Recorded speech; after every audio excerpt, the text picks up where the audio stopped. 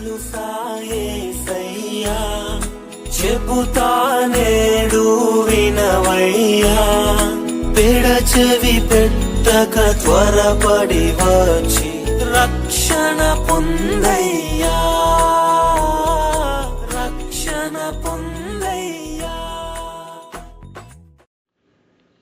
ప్రభువైన యేసుక్రీస్తు అతి శ్రేష్టమైన నామమున మీకు వందనములు. పవిత్రమైన బైబిలు నందు యోహాను సువార్త 11వ అధ్యాయము 17వ వచనములో ఈ విధముగా చదువుచున్నాము.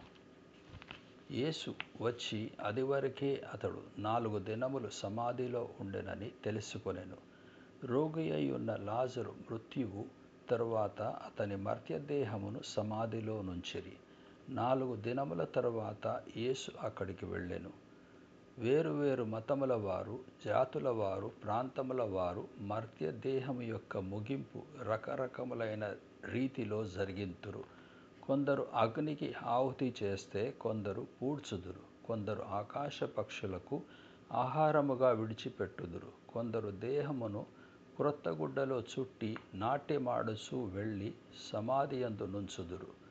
రకరకముల సంస్కరణములున్నను ఉద్దేశమొక్కటి, అనగా దేహమును ప్రకృతితో విలీనము చేయుట. ఈ సంస్కరణములను ఆచరించేవారు అందరి అంతము ఇదే అని ఆలోచింతురు. అనగా అందరూ ఒకరోజు మరణించవలసినదే. అయితే మరణించిన తర్వాత ఏమి జరుగుతుందో అని ప్రశ్నించుకోవాలి. పరిశుద్ధమైన బైబిలు గ్రంథమందు చెప్పబడినది, మనుషులొక్కసారే మృతి పొందవలనని నియమింపబడెను. ఆ తరువాత తీర్పు జరుగును. అనగా దేవుని సింహాసనం ఎదుట గ్రంథములు విప్పబడును. అప్పుడు మానవుని పాపమునకు శిక్ష నరకముండును. ఈ శిక్ష నుండి తప్పించుటకే ప్రభువైన యేసుక్రీస్తు శిలువలో బలి అయి మానవులకు రక్షణ మార్గమును సిద్ధపరచెను.